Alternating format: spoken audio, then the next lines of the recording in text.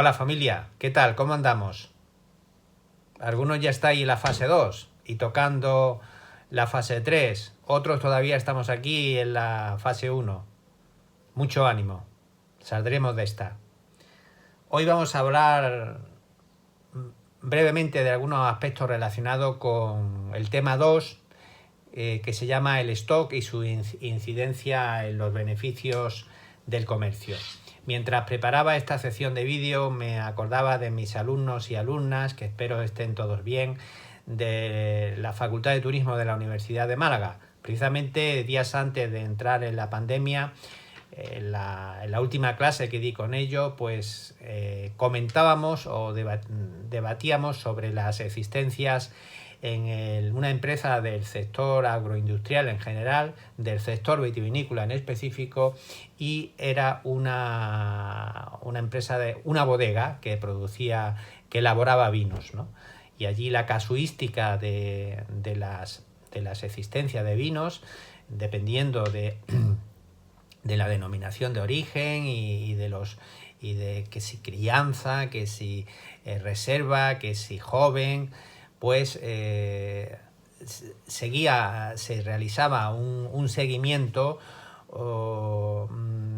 exhaustivo con la utilización de la tecnología para saber exactamente, por un lado, el coste de esa existencia y por otro lado el valor de mercado a efectos de calcular la cuenta de resultados. Muy interesante. A ver si tenemos tiempo en este curso y os hago algunos comentarios sobre ese caso en específico. Pero lo que quería decir es que tan importante es la gestión de stock en una bodega que elabora vinos, como en una panadería o en un comercio que vende colchones. Tiene una función hoy esencial, muy importante. Hace unos años publiqué un texto llamado La importancia del inventario. El 26 de marzo de 2007 lo edité, donde precisamente refería de un estudio de la empresa en su momento Pazar Iberia. El estudio lo leí en la página 6 del suplemento Infoempleo del grupo Vocento, que se editó, que se publicó el 25 de marzo de 2007, que la autora Gemma Chamizo pues precisamente reflexionaba sobre la falta de control sobre la existencia, que provoca pérdidas de ventas en más de la mitad de los comercios que se encuestaron, ¿no? Eso hoy día todavía os puedo garantizar que sigue existiendo esa situación de falta de control, en menor medida, pero todavía. Yo añadía en su momento que sin un fiable inventario periódico, el empresario, el ejecutivo, el directivo, el mando intermedio, nunca sabrá cuándo está ganando, ¿no? Cuándo está ganando o cuánto está dejando de ganar o cuánto está perdiendo y cuál es la evolución en el tiempo de su cuenta de resultados. Gemma apuntaba en el artículo nuevas fórmulas de enfocar el inventario, como en su momento podía hacer la radiofrecuencia o sistema robotizado de gestión de mercancía. Yo conozco esos sistemas puesto que durante unos años fui director de auditoría interna de una empresa, de un grupo empresarial del sector de la distribución. Contaba con 21 supermercados, 3 hipermercados, almacén regulador y también tiendas en régimen de franquicia. Recuerdo la anécdota que un final de año estábamos realizando se estaba realizando el inventario, contar, ¿no?, las existencias que había en todo el almacén, en las tiendas, en los hipermercados, se hacía todo de manera coordinada. Si no recuerdo mal, generalmente se cogía un sábado o un domingo y se realizaba el aforo de todas las existencias que había en la actividad de distribución. Reitero que era supermercados e hipermercados y un almacén regulador. Recuerdo las 12 de la noche de un sábado y por un lado estaban los contadores, que eran los colaboradores, los trabajadores y trabajadoras de la sección, de la ubicación territorial donde estaba ese supermercado, ese hipermercado. Yo me encontraba a las 12 de la noche en el almacén central y mi equipo, que era un equipo reducido de auditores internos, pues nos distribuíamos el trabajo. Aparte del auditor interno, el auditor interno es un perfil. El auditor interno no es un vigilante, no es un chivato, obviamente, es aquel perfil que se dedica a analizar continuamente los procesos internos de la empresa. Y uno de los procesos muy importantes en esa empresa y en ese sector era el conteo de las existencias, ¿no? Pero aparte estaba la figura del auditor externo. El auditor externo es el perfil, es como un notario de la contabilidad, da fe de los estados contables, ¿no? De manera periódica. Hay empresas que están obligadas a tener una auditoría externa y hay otras que, aunque no estén obligadas, pues la solicitan voluntariamente. Es un profesional o una empresa de consultoría que viene desde el exterior y verifica de alguna forma la contabilidad. Había 2 auditores externos y estaban allí pues comprobando el conteo que se estaba realizando y que todo se estaba realizando conforme a la normativa legal aplicable y la normativa interna del grupo empresarial. En algún momento estábamos precisamente en la sección de vinos y recuerdo que se escucha un ruido de una botella que se rompe y era que el auditor externo había cogido un Vega Sicilia, que es un vino de determinadas características aquí en España, y pues en ese momento pues se le escurre por las manos y se rompe y se le cayó al suelo y la botella pues se hizo añico. Con la mala suerte, bueno, la suerte de que estaba pasando por allí unos de los socios de la empresa, uno de los consejeros delegados del grupo empresarial. Recuerdo la cara del compañero externo, pues todo bloqueado, ¿no? Y la capacidad de este consejero delegado de darle una palmadita y venga, son la situación que sucede en cualquier sitio, en cualquier lugar, ¿no? La botella aquella en aquellos tiempos costaba un dinero, obviamente, ¿no? Porque era un vino especial. Para los que os guste el sector del vino, pues Vega Sicilia es una bodega exquisita. Bien, con este ejemplo, aparte de la situación de contarlo y reírnos un poquito a costa de mi compañero externo, se generó una merma, y esa merma afecta a la valoración del inventario.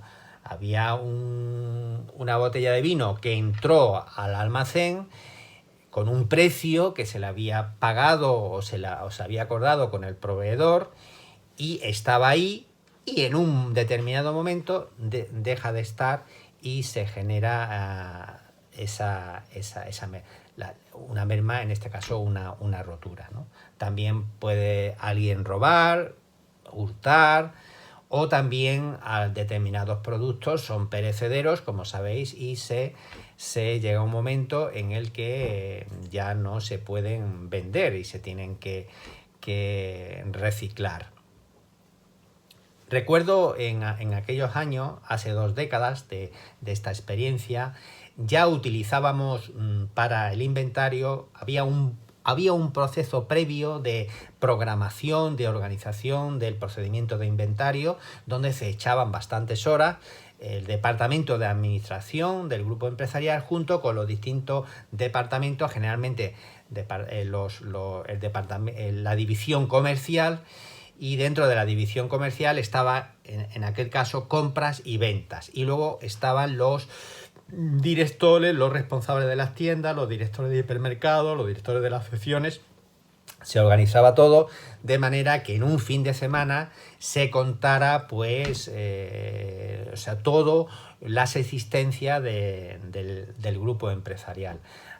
En aquel proyecto empresarial se hacían tres inventarios físicos, uno por cuatrimestre. Los tres eran importantes. El de a final de año era importante por varias razones, pero también los otros dos eran importantes porque se iba viendo la evolución del negocio a lo largo del ejercicio económico. Por un lado estaba el inventario físico y por otro lado estaba el inventario permanente, que era el que el ordenador te iba diciendo, ¿no? Si comprábamos un vino, entraba a la gestión del inventario. Si se vendía ese vino, salía de la gestión del inventario. Si no se había vendido, estaba en existencia. Y si en el momento de comprobar físicamente que estaba, si no estaba, es porque se había perdido, te lo habían robado o se había roto, ¿no? Explicaba en el texto este que edité hace unos años, que en mi puesto de director de auditoría interna tenía asignada la tarea asignada por el Consejo de Administración de evaluar la bondad de la gestión de los inventarios periódicos en todos los centros de actividad. Evidentemente mi equipo verificaba y proponía preceptivas mejoras que estimaba conveniente. Una vez aprobadas estas mejoras, pues se incorporaban al procedimiento, ¿no? Ya como os he dejado entrever, en aquellos momentos nos encontrábamos con la utilización de lectores de códigos de infrarrojo que, conectados a unos terminales iban leyendo y transmitiendo la información a los ordenadores. En cuestión de horas se contaban todos los artículos de una organización que, por ejemplo, en el año 1993, según datos de sus cuentas anuales consolidadas, facturó más de, creo calcular, de 30.000 millones de las antiguas pesetas, ¿no? ¿Todo un adelanto en aquellos tiempos, décadas de los 90 del siglo pasado? No era un adelanto. La competencia también utilizaba sistemas similares a los nuestros, mejores o peores, según el grupo empresarial. También recuerdo el sistema EDI, que era un sistema informático que ponía en relación a la empresa con los proveedores, las centrales de compra a las que mi grupo empresarial estaba adherido, ¿no? Todo eso generaba una gestión y un control difíciles de imaginar en décadas anteriores, en la década de nuestros padres, ¿no? Al lunes siguiente del inventario, la dirección general y el resto del equipo directivo, incluidos, por supuesto, los responsables de los hipermercados, de los supermercados y de las secciones, pues tenían sus cuentas de resultados encima de las mesas de trabajo, sus desviaciones, sus mermas, y bueno, a partir de ahí, pues a conducir como papá, es decir, ¿qué hacemos aquí? ¿Qué podemos ajustar aquí? Estos artículos le ponemos descuento, el margen es reducido, le ampliamos el margen. En determinados sectores estratégicos, equipos informáticos, industria, etcétera, tan importante es un inventario periódico de existencia como una gestión y control de su inmovilizado, también con el sistemático e indispensable inventario.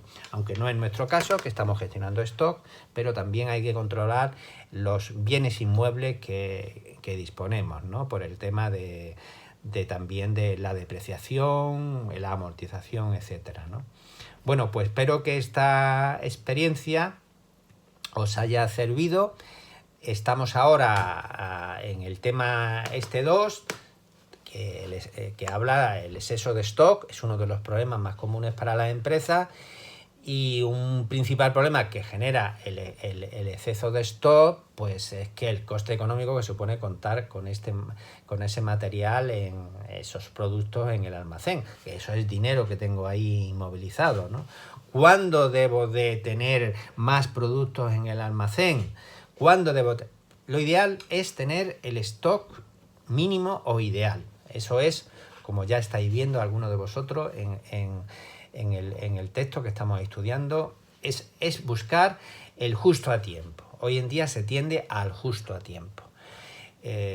Pero eso no quita, como bien comentaba algún compañero en alguna actividad, en la actividad primera, que si, llegado el caso, que un proveedor me ofrece un paquete de existencia con unos descuentos interesantes, hago mis números, veo si esa inmovilización que voy a tener y esa espacio que voy a ocupar en mi almacén me compensa ese coste, puesto que voy a tener un beneficio por un precio súper interesante. Y la rotación, cuando voy a vender o cuando preveo vender ese producto. Familia, mucho ánimo.